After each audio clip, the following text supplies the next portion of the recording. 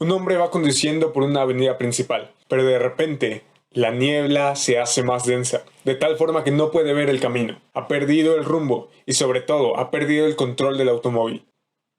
De manera que hay un ruido y después del ruido, un silencio. El hombre ha cambiado su vida para siempre. La vida de aquel hombre nunca volverá a ser la misma. Se ha impactado. Se ha encontrado con Cristo. Las vidas de cada uno de los que se encuentran con Cristo son indudablemente impactadas por su encuentro con Él, por su persona y por su obra. Eso es exactamente lo que los primeros discípulos experimentaron y lo que los últimos discípulos, los que en nuestro tiempo están encontrándose con Cristo, pueden dar testimonio. Cristo transforma vidas. No solo las transforma, sino que las impacta de tal forma que aquellos que se encuentran con Él no vuelven a ser los mismos. Así que en nuestro pasaje vamos a ver 5 diferentes testimonios de personas que se impactan con Cristo. Recuerda, los evangelios son un testimonio real de los hechos. No es una fábula, no es un cuento fantasioso. Son personajes reales, con contextos reales, con un mensaje real. Cristo transforma las vidas de aquellos que se encuentran con Él. Así que en Juan capítulo 1, verso 35, dice, al día siguiente, Juan estaba otra vez allí con 2 de sus discípulos. ¿Por qué dice al día siguiente? Bueno, recordemos que Juan el Bautista estaba dando testimonio de Jesús. Lo vio y dijo, ahí está el Cordero de Dios que quita el pecado del mundo. Este es quien bautiza en el Espíritu. Este es el Hijo de Dios. Y Juan estaba otra vez allí con 2 de sus discípulos. Y vio a Jesús que pasaba y dijo, ahí está el Cordero de Dios. Recordemos, ¿qué significa que Jesús sea el Cordero de Dios? Esto es una imagen del Antiguo Testamento. Es el Cordero provisto por Dios para el perdón de nuestros pecados. Es el sacrificio perfecto por el cual se propicia la ira de Dios. De manera que podemos ser reconciliados con Dios y libertados del pecado. Eso es lo que significa que ahí estuviera el Cordero de Dios. Juan está diciendo, ahí está aquel en cuyos pecados pueden ser limpiados. Ahí está aquel que va a olvidar, va a echar al fondo del mar todas sus transgresiones. Ahí está la esperanza en medio de un mundo perdido. Y los 2 discípulos le oyeron hablar y siguieron a Jesús. Recuerda, estos 2 discípulos eran discípulos ¿de quién? De Juan. Pero oyeron el testimonio y dijeron, este es aquel que Juan nos ha enseñado que vendría. Este es, si Él es el Cordero de Dios que quita mi pecado, debo de seguirle. No dudaron ni por un segundo, siguieron a Jesús, se convirtieron en sus discípulos y más tarde, cuando Jesús dijera, síganme y yo los haré pescadores de hombres, ellos no dudarían ni por un segundo de obedecer a aquel que quitará sus pecados, y no solo de ellos, sino tuyos y míos. Jesús se volvió y viendo que lo seguían, les dijo, ¿qué buscan? Jesús probablemente oyó sus pisadas, o quizás con su conocimiento ilimitado, se volvió y viendo que lo seguían, les dijo, ¿qué buscan? Y esta es una pregunta que debe hacerse cada cristiano. Es una pregunta que hoy Jesús te hace. ¿Qué buscas? ¿Qué estamos buscando de Jesús? ¿Qué es lo que queremos? ¿Qué es lo que quieren? Dice el griego. ¿Qué es lo que desean? Pero más profundamente, ¿qué es lo que deseas tú? ¿Qué es lo que esperas de Cristo? ¿Qué es lo que quieres? Y ellos, por supuesto, sabían que lo seguían porque habían escuchado que ese era el Cordero de Dios que quita el pecado del mundo. De manera que una pregunta de tal magnitud no podía ser resuelta en un breve tiempo, en una breve conversación de calle, y dijeron Rabí, que traducido quiere decir maestro. Rabí era un término que se utilizaba para los maestros de más alto rango en Israel. Y le preguntaron, Rabí, ¿dónde te hospedas? Ahora, lo curioso es que esta pregunta no responde a la pregunta de Jesús. Jesús les preguntó, ¿qué es lo que buscan? ¿Qué es lo que quieren? ¿Qué es lo que anhelan? Y ellos le dijeron, Rabí, ¿dónde te hospedas? ¿Dónde estás pasando la noche? Y por supuesto, estos discípulos querían saber más de ese maestro. Querían que ese rabí, que ese maestro les instruyera.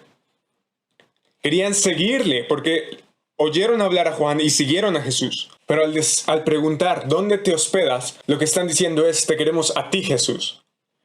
Queremos aprender de ti. Queremos llenarnos de ti. Queremos que nos des lo que tú ofreces, el perdón de los pecados. Y esa es una verdad tan profunda que, insisto, no podía ser revelada en una conversación de calle. De manera que Jesús les dijo, vengan y verán. Entonces, ¿qué hicieron ellos? Fueron y vieron dónde se hospedaba y se quedaron con él aquel día, porque eran como las 4 de la tarde, la hora 10.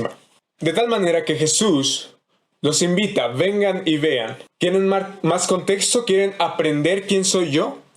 Vengan y vean. Y no sabemos lo que Jesús les dijo. Juan no nos lo dice. Pero lo que sabemos es que la vida de Juan quedó tan transformada que pudo decir 60 años después qué hora era.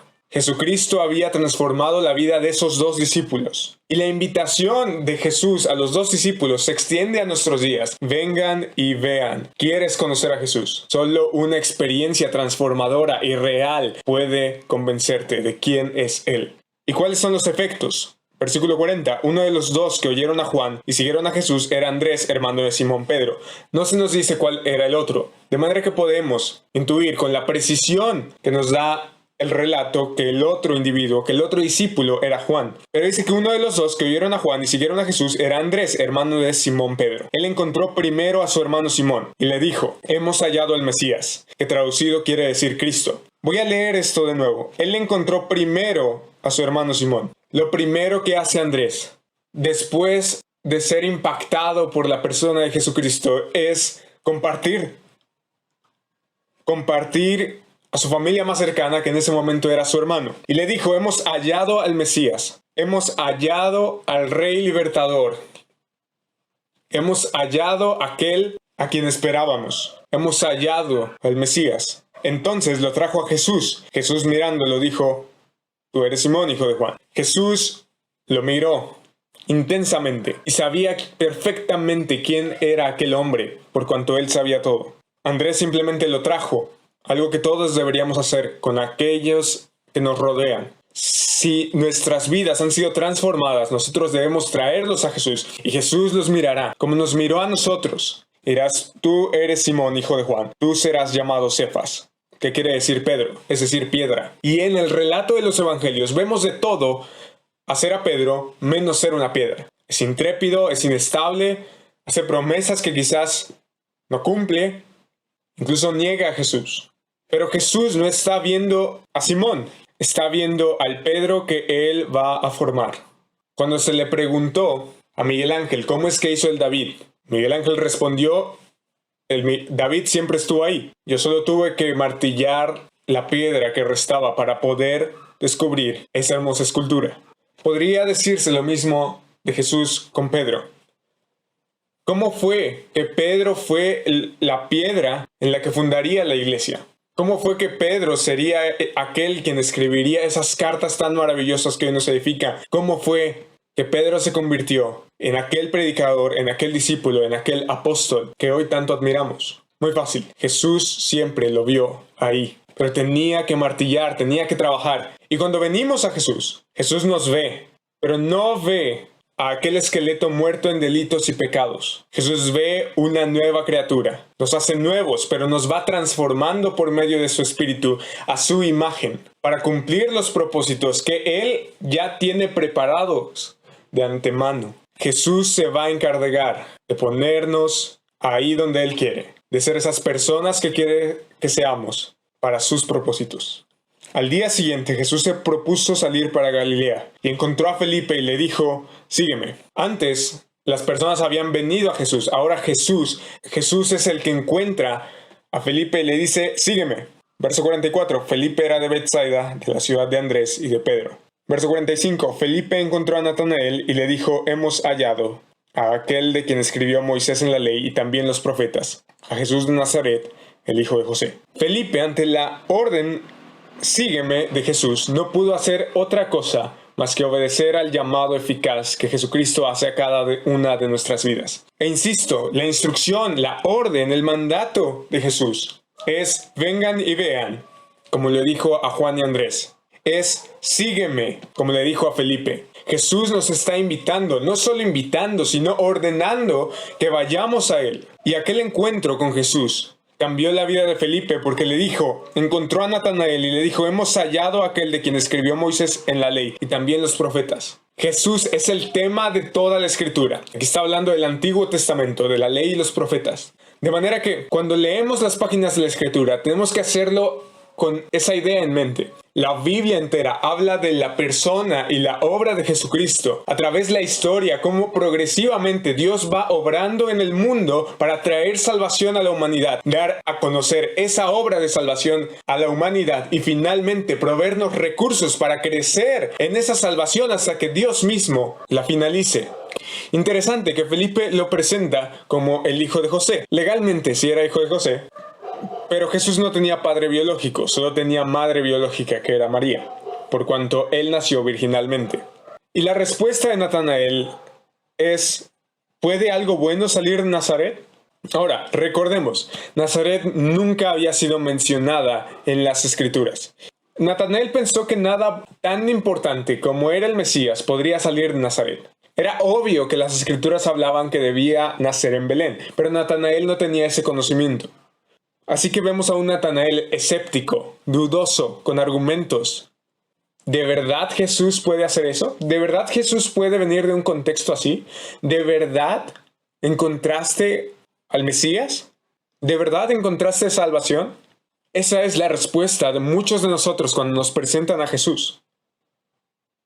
Pero Felipe no pelea con Natanael, no debate, no tiene una argumentación teológica, sino que Felipe hace la invitación que Jesús había hecho a sus discípulos: ven y ve. Porque Felipe sabe que la única forma de ser impactado por Jesús es tener un encuentro real y personal con Él.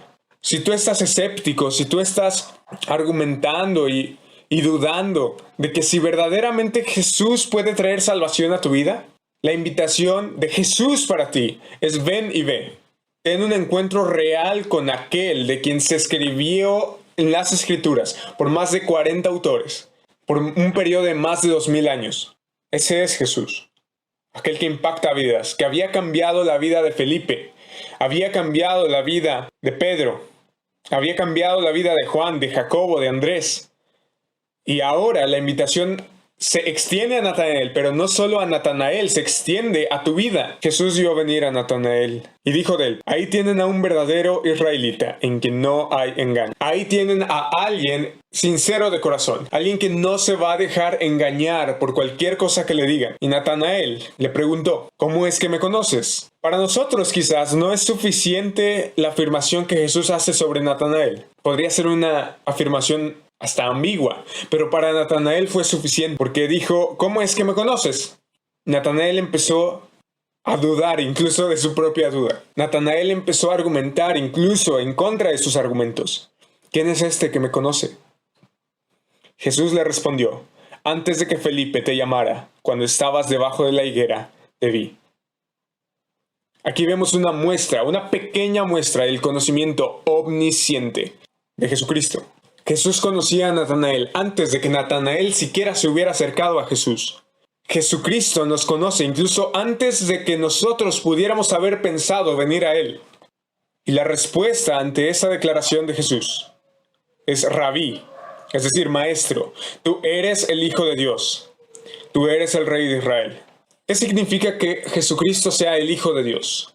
Significa, como dice el verso 18, que nadie ha visto jamás a Dios, pero el unigénito Dios, es decir, aquel que es de su misma sustancia, de su misma naturaleza, el que está en el seno del Padre, el que tiene íntima comunión con el Padre, Él lo ha dado a conocer. Es decir, a través de Jesucristo podemos saber cómo es Dios en su carácter y en su ser, en todos sus atributos y perfecciones. Podemos saber cómo es Dios a través de Jesucristo, por cuanto Él mismo es Dios. Eso significa que Jesús sea Hijo de Dios, que así como un hijo es igual a su Padre, así Jesucristo es igual a su Padre, de tal forma que podemos saber cómo es Dios, por cuanto Él mismo es Dios.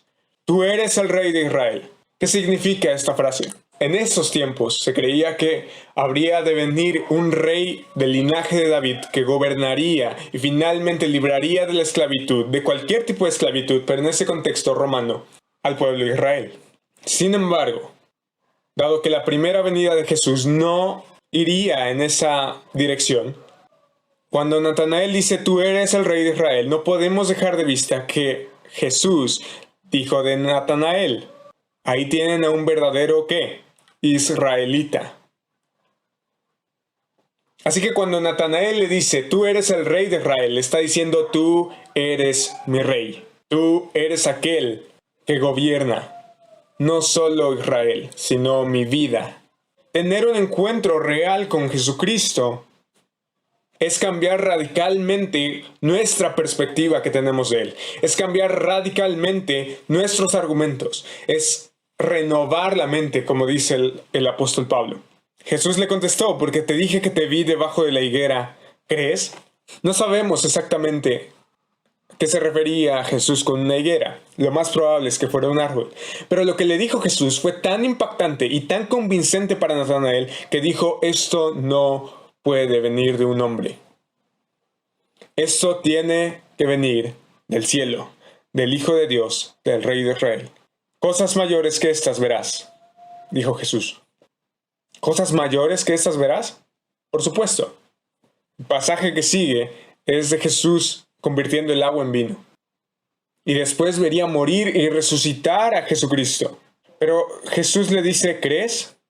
Porque te dije que te vi debajo de la higuera, ¿crees? Es decir, Natanael estaba creyendo en Jesucristo.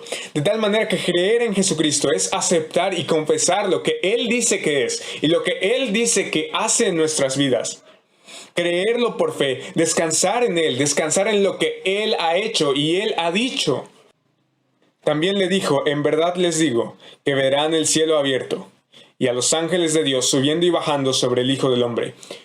Esta es una referencia a un pasaje de Génesis. Para ser exactos, está en Génesis capítulo 28, donde Jacob tiene un sueño.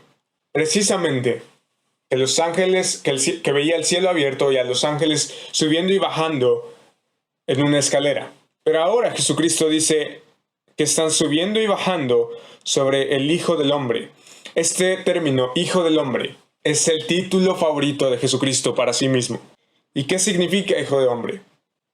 De acuerdo con Daniel, no se refiere a algo humano, sino a algo divino. Es una figura divina. Aquel que cumple el papel del libertador como Mesías. Aquel que revela la verdad en las Escrituras, tal como un rabino. Y aquel que vendría a gobernar sobre todas las naciones, tal como un rey. De tal manera que cuando Jesucristo está diciendo que verán el cielo abierto y a los ángeles de Dios subiendo y bajando sobre el Hijo del Hombre, está diciendo, yo soy el puente entre el cielo y la tierra. Yo soy la escalera entre Dios y los hombres, por cuanto Él es verdaderamente hombre y verdadero Dios.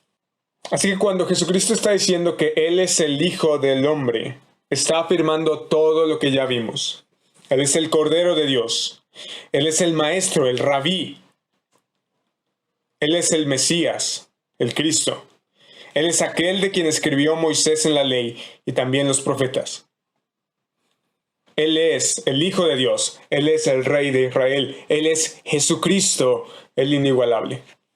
Ahora, deberíamos preguntarnos por qué Juan quiere que leamos esto.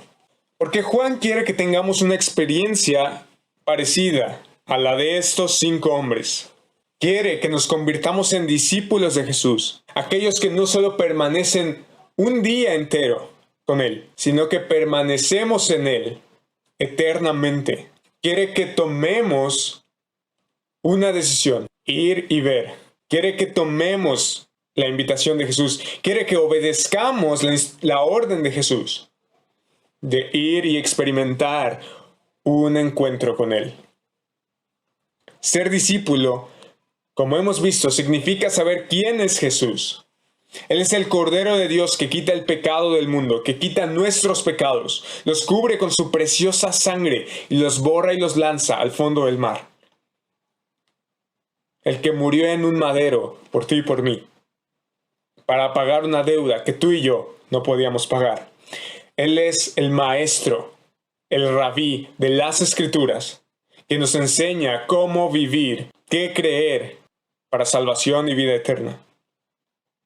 Por cuanto Él mismo es el camino, la verdad y la vida. Él es el Mesías, el libertador prometido, aquel que nos libera no de un gobierno humano, sino de la esclavitud del pecado.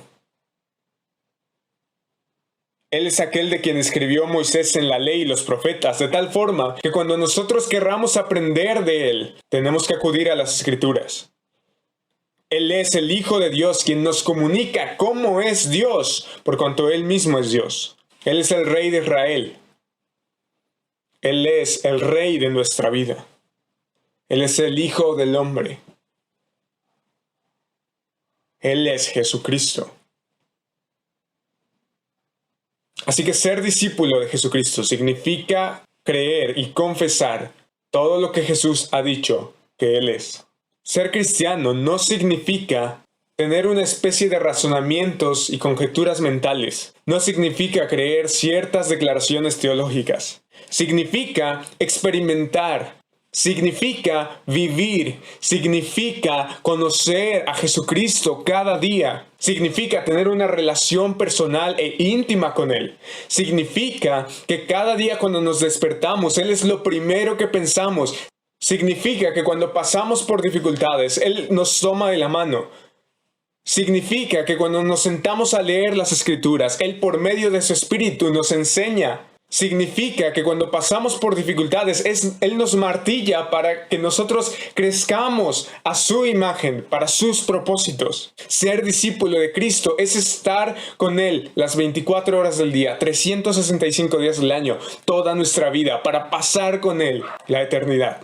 Ser discípulo significa dejarlo todo y seguirle. Ser discípulo significa compartir esas buenas nuevas que Él ha hecho en nuestras vidas hacia los demás. El que tiene una experiencia real con Jesucristo es transformado de pies a cabeza, de mente y alma. Tiene un trasplante de corazón y nos da su espíritu dentro de nosotros. El que tiene un encuentro real con Cristo no vuelve a ser el mismo. Nos da un nuevo nombre como de Simón a Pedro. Derriba nuestros argumentos como el escéptico Natanael. Nos ayuda, nos invita a pasar tiempo con Él, como con Andrés y Juan, pero nos invita también a proclamarle como Juan el Bautista, y nos promete que veremos cosas mayores cada día. La invitación de Jesucristo siempre ha sido ven y ve, porque Él quiere que nos encontremos con Él para impactar nuestra vida. La invitación de Jesús, la orden de Jesús es sígueme. Así como Felipe dijo, hemos hallado a Jesús de Nazaret. En realidad Felipe no había hallado a Jesús, sino que Jesús lo había llamado a él. Porque eso dice el texto, Jesús encontró a Felipe, porque Felipe era el perdido. Antes de que Natanael viniera a Jesús, Jesús ya lo conocía. Porque al fin y al cabo, lo importante no es que nosotros nos encontramos con Jesús, sino que Él nos encuentra a nosotros. Al fin y al cabo, lo importante no es que conocemos a Jesús, sino que Él nos conoce a nosotros. No es que nosotros le amemos a Él, sino que Él, por cuanto aún éramos pecadores, nos amó y murió por nosotros. Lo que al fin y al cabo importa no es que aceptemos a Jesús, sino que Él nos acepta a nosotros. En este relato vemos cómo la salvación tiene lugar cuando las almas que están buscando desesperadamente un Salvador llegan por fe a Jesucristo, quien ya nos estaba esperando. ¿Cuál es nuestra tarea? Venir y ver las obras del Señor, lo que Él hace transformando vidas, y llevar ese mensaje de que Él puede impactar nuestra vida para siempre. El mensaje que debemos experimentar y llevar es que hoy es el tiempo propicio